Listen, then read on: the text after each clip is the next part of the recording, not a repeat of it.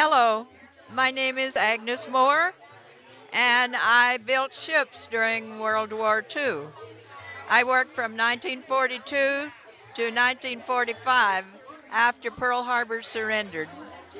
And so I went to Oregon with my husband then. So I was a welder, and I was a journeyman welder, and I welded on the ships. I went to school for 2 weeks, and they sent me right out to weld. Yard number 3, Kaiser, right over here at Point Richmond. And tell us all about the experience and a few, All right. the whole thing. Okay. I was very happy to do the job because I was doing something to help win the war and bring our boys home. And so I worked on the outfitting dock and finished the ships and sent them out to the South Pacific carrying ammunition and sometimes men and supplies.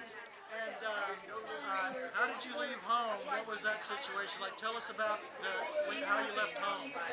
Well, I had already left home, and I grew up on a small farm in Arkansas with a widowed mother and 7 children. She raised 7 children from the age of 2 to 14. My oldest brother was a left-handed baseball pitcher, and Salinas Valley hired him to pitch in their minor league, and I followed him to California, where I could find the orchard where they grew the oranges. And then off you went to Richmond.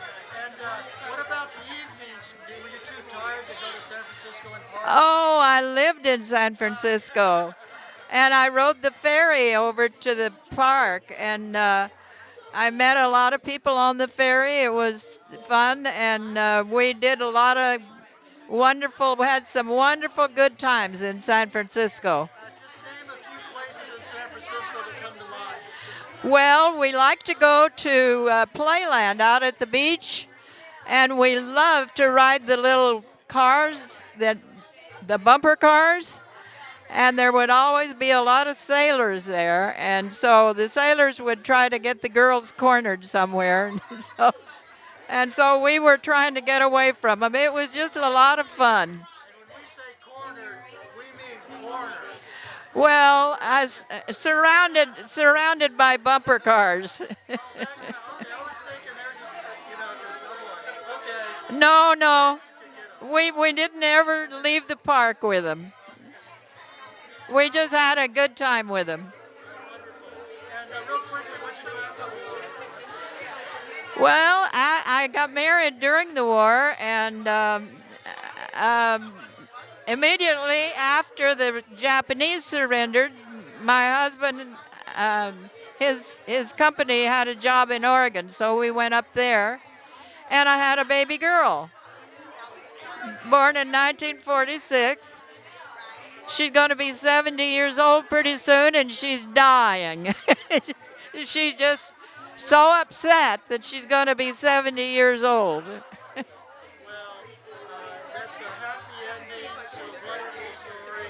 And congratulations and thank you for sharing that. Well, Tell us how you feel about today and the whole I think today is just so exciting, and my car wouldn't start, and so I got a late start, and I was upset.